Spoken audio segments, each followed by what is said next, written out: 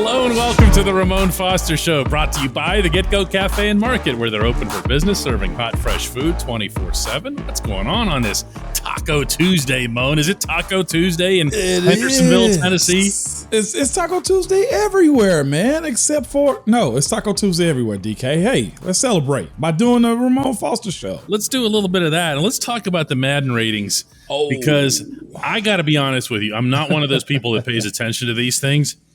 But when I see Myles Garrett gets the 99, I got to jump in, okay?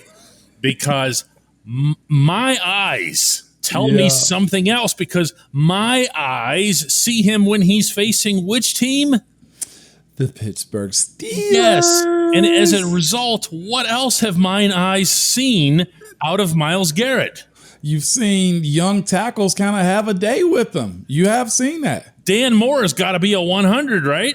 He has to be, man. And yes, we are speaking about Madden just simply because the players that you support actually pay attention to it. I never forget, for offensive linemen, it was always this, why do we have to be at the bottom of the barrel when you guys come to judging us? We are a vital part of this game also.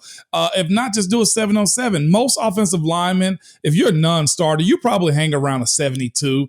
Starters kind of go from like 79 to like 85. Nobody really gets super high, but Trent Williams did. Now, I've seen receivers say something. I've seen Jamar Chase say something. I've seen other quarterbacks bring up this. So it does matter in it, because it can be used as motivating factors when you look at the way the world perceives you. And that's where we are right now. We're speaking about Myles Garrett's situation, and him, by no other entity, is being rated by Madden and their creators as a 99 overall. So naturally, DK, what do we say? Well, TJ is the reigning MVP. He's got to be a 99. Oh, except for one thing. What's that? He isn't. Let's see, and that's the edge rusher ratings have Myles Garrett with a 99, and TJ is second with a 96. But that's not where the rub is, although that's absurd enough, considering one of them was just the defensive player of the year. Yeah. And not particularly close between these two, okay? And I'm not just talking about Garrett whenever he gets eaten alive head-to-head facing the Steelers. I'm talking about in general. TJ does damage to everybody. I feel stupid even having to make a case for him. Mm-hmm. But when you look at these strength ratings, agility, and stuff like that, and they've got TJ at 83, 84, and Garrett at 96 and 91, and you're like, what are you doing? Do you not actually watch the games? See, that's what's so confusing when you have, and I don't even want to use this term, but like analytic guys and outsiders that do this public judging of players. Like, you'll have kids come up to you and like, man, you suck at Madden, or those types of things, because that's what they say. So it kind of holds law to a bunch of that type of stuff as far as the general consumer, not me, you, the people that watch this, that understand TJ is a 99 in real life. You know, that's the conversation. He's the defensive player of the year. He was the number one defensive player in the season, despite playing through injuries. Mm-hmm. Missing missing games, mid-game injuries in which he'd battle back and still perform and still get numbers, compared to a guy who just vanishes within the matchups against the last 2 years. The last 2 years, we have not laid eyes on him unless he's swinging a helmet at a quarterback's head. Or dunking a ball in the offseason. Again, his athletic ability, if you are building a creative player on Madden, it probably looks like Myles Garrett. I'm not taking that away from him. His projection on what he can be as a pro probably says he should be a 99, but judging this past year, judging what TJ Watt did, it's unjustifiable. The fact that they don't have the reigning MVP, defensive MVP as a 99. And I know it's childish because we're talking about a game. But again, you have people that come up to you and say, man, you are only rated a 79.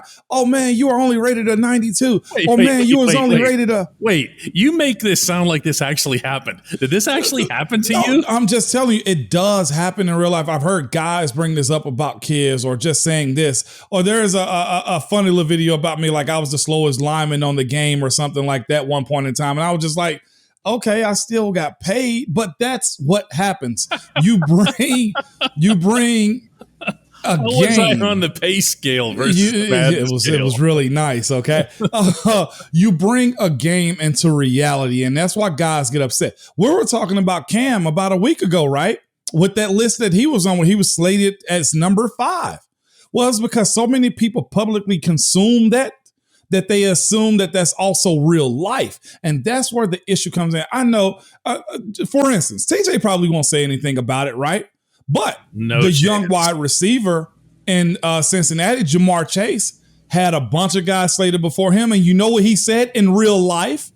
I'll use this as a motivating tactic. Because that's what the game does. It's one of the biggest releases of the year, DK. Yeah, it gets a lot of attention. It gets a lot of discussion. And that's to the credit of everybody at Electronic Arts. Oh, yeah. Who's made this thing larger than life over the years. And, of course, to the late John Madden himself for having helped build up that brand. Mm-hmm. But when you get into ratings like this, Moan, this is where it gets a little bit quirky. And I think you hit it. You can put together a Frankenstein robot, okay, of a football player and say, like you said, this should be a 99. But how does football not come into it? How does, for example, TJ's smarts and, like they say, awareness, okay? Yeah. Well, they have him and Garrett tied at a 98 awareness. Yeah. Fred Warner of the 49ers, who's 3rd overall, by the way, has a 99 on awareness. Are you telling me that there's someone in football, an edge rusher in football, who has more of a sense of how to get from point A to point quarterback than TJ Watt?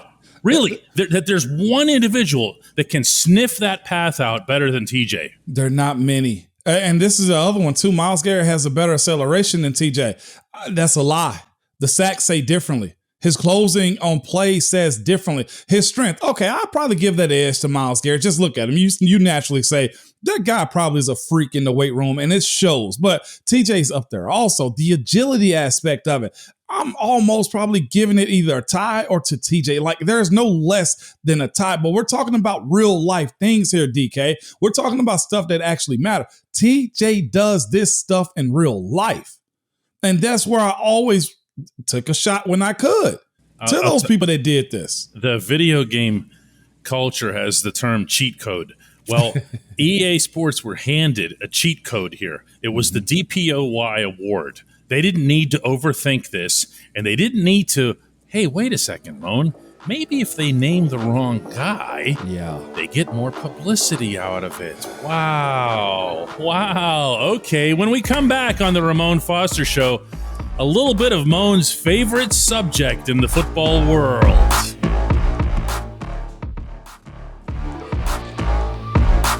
Welcome back to the Ramon Foster Show, and as promised, Moan's favorite subject, Moan's favorite, maybe non-family human in the world, based on the way he speaks about him. We're going to talk about George Pickens, of course, the Steelers' 2nd-round draft pick.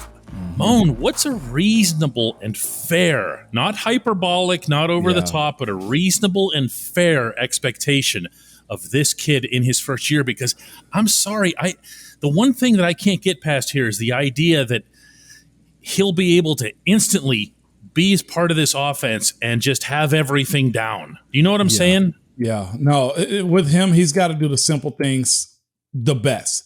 Meaning being able to show that he is healthy. I know that is an aspect of his rookie years, getting over that. That must be numero uno. Like, he's got to be available. You know, the best ability is always availability, DK, when it comes down to him right now as a young rookie. And do similar things we saw him do in college. We saw him be physical, did we not? We've seen that sometimes a little bit too physical, or he'll get fined for some of that stuff now, where he can't be fighting on the field, but that passion. You need to be able to see that. And also, this is the last but most important part. Catch the ball.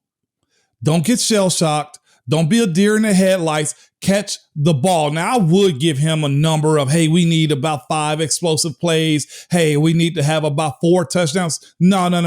That ain't got to be his role this year, because, again, I bring up the fact that you got 1, 2, and honestly, I don't even want to dismiss number 3. You have a 3.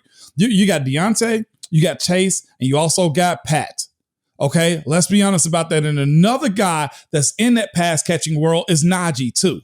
So I don't want to give him a number on what he should be doing, but when he gets in the game, if it's blocking, do those things we saw you do in college. Now, these are grown men. These are guys that have been in the league for a while, but you have to be able to hold your own. You can't be the reason a screen is blown up. You can't be the reason why Najee doesn't get the edge if you're in on that side, and this is a strong trait of yours. So I'd say that again, catching the ball. Health is also a part of it, but whatever comes his way, more times than not, DK, his catch percentage has to be high. That's the expectation for him. If he is the deep ball guy, some of the plays, hey, most of the time that's 50-50, okay? But if it's within his range, his world, his bubble, he's got to be able to catch it. Now, this is another part too. It's pretty interesting considering we just finished off the Madden. But his speed on Madden is a 90, okay? His acceleration is a 93. So he's going to be the go ball guy on the game, okay, if it's not Chase Claypool. He has to be. And you're right. I'm really glad you brought up catch percentage because receptions versus targets, right. A lot of people look at those figures as if they apply across the board. Listen, if you're a slot receiver and you're catching from 6 yards out, you better have a really, really high percentage. Whereas if you're the deep ball guy, right? Oh, yeah. If you're the deep ball guy and you're even getting them at 50%, you're doing really, really well. Yeah. You're making a big, big impact for your football team. You mentioned Pickens' physicality, and he's shown a bit of a flair to him, and that's flair as in temper, not flair as in fun. And one thing that I wonder, because we've seen this happen to Claypool in his first couple of years in the NFL, where other teams know how to push that button, and they get in his face and they challenge him. Why? Because they talked about it all week long in the classroom. How are they going to get under that guy's skin? How are they going to get him to take a stupid penalty? And I can guarantee you, correct me if I'm wrong, that it won't just be Mike Tomlin in Pickens' face about that all through camp. Oh, no doubt. It's going to be everybody. You know who's the agitator of the friggin' defense. Cam going to be all over that. Look at the young rookie. This ain't the SEC no more because you know that Big Ten SEC competitions is going to be a thing, okay? He's going to bring that up. Myles Jack is going to bring that up, okay? Akilla Weatherspoon, he's going to bring that up. This is a part of it. And Cam Sutton don't say a whole lot, but they're going to agitate it. And you know what else is going to happen? Who is a very important coach on this team that has a history in the secondary?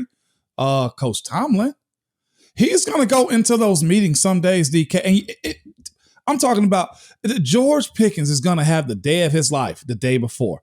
And Coach Tomlin's probably going to walk in the room and say, hey, guys, we got us one. And I need you to do the job. Tomorrow is his day. I don't care what he does. You get under his skin. You find a way to bother him. You find a way to get him to act out of character. That's what I want. And if he fails or doesn't add a DK, that's got to be something that you appreciate about what the approach to George Pickens is going to be, man. So I'm looking forward to it for sure. I know how you feel about him. When we come back, the only segment that matters, the Hey Mon segment.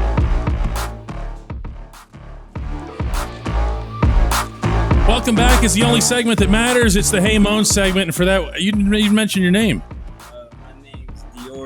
Okay, hang on a second. Here comes Dior and all his buds who just walked in here. Actually, my middle name, but what's up, Dior? My first name's Eric. I play football. Okay, for sure. What school you at? What's up, man? I play for USO. Okay, for sure. What you got for me? I wanted to ask you, like, how you think the Steelers is going to do without Ben? You know, man. Ben's been the only quarterback you ever known, right? In Pittsburgh. I mean, when he got drafted, that was the year I was born in 2004. Yeah, it's going to be different. I grew up a Ben guy, so. Yeah, it's going to be different, man, for a lot of different reasons because you knew Ben was going to fight. You knew Ben was going to play ball, and it was going to be nasty, and you had a big-time shot to win. It's a lot of questions around the quarterbacks. Let's just be real. If Mason get in, what Mason going to do? If Kenny Pickett get in, what Kenny gonna do? I know we saw what he did at Pitt, and then Mr. Trubisky trying to find his way. I think they're gonna be fine though, simply because of this defense. You know how it goes. I see Kenny Pickett making a Joe Burrow type impact. Like you I see him? a lot of similarities there. Well, I'll say this. He got the wide receivers for it. He's got the running backs for it. And he's got an offensive line this year that they helped go get in free agency, man. A lot of people saying it's going to be Coach Tomlin's first losing season. I just can't see it being that way. I can't see that happening, man. Ever, okay? We put a lot of money into the defensive side of the ball. I just really can't see that happening. So we just talked about something a second ago, too. Myles Garrett is a 99 on Madden. Okay. Should TJ Watt be a 99 on Madden, too? Absolutely. See, there we go. They didn't give TJ a 99. They gave him a 96. What? Yeah, he's a 96. So, Defensive Player of the Year is lightly disrespectful. So, because of that, I can see Cam and TJ having a heck of a year. And again, I see them being above 500. I could see TJ going for 30 sacks if he wanted to. Well, he had 22 last year and missed 2 games. He's definitely going to break the record. Definitely this year. See, and that's what we were talking about earlier. That was very disrespectful for them to do that. Definitely. Dior, I appreciate that, man. The quarterbacks, man. I don't want to jump out too far, but I'll say this. I trust the wide receivers. I trust the running back, and I love the tight end. With that, I think they're going to be all right. Definitely. I got another question. All right, for sure. The stadium name being changed. Yeah. How do you feel about that? It's going to take some time, man. I'm talking about his Heinz Field. It's going to be people that's forever going to be Heinz Field to me, man. And I don't know. That's what they're going to run into also. Like, they paid for the name of Acrisure. They did. But how we just going to call it Acrisure? It's Heinz. You know what I'm saying? For Pittsburgh, there's one thing I know about that. They love their city. They love that stadium, and that's forever going to be Heinz Field to a lot of people. Definitely. So we got to roll with it, but of course, when we talk, we're going to say you're going to Heinz Field. Hey, man, I just want to say, bro, thank you for letting me. Great shot. Absolutely. I want to thank you for serving the Steelers as long as you served us, you know. Absolutely. In them trenches with my boys, you know. Absolutely, man. Definitely. We're going to get them back there. That's for sure. All right, Big Ramon. I appreciate Foster. you, DR. All right. Dior, come see us, my man. Come see us. Thank you. DK, I told you, man. Am I fired again? See, I told you. Even he said it was wrong that TJ was a 96, and that's a kid that plays TJ's Madden. a 96. How does that happen? TJ's a 96. How does that happen? I says, oh, yeah, come on. I told you. It's real life, though. Even his reaction. All right, that was cool. Yeah, those guys just all walked in here. Only segment that matters, man. It is too. He comes actually. Him and all his buddies come in and they all go, "Hey, man, this is where they do the podcast. This is where they do the podcast." So he interrupted me. Did you see? He comes up and he goes, "Hey, I just want to tell you, I watch you guys, and I was like, here, you want to do the show? Here, yeah." And he was good. See, look, DK, old, young, black, white, male, female, it don't matter. We're for the people, and that's all that matters. That's it. Let's do this again tomorrow, Mon. Let's do this. Absolutely.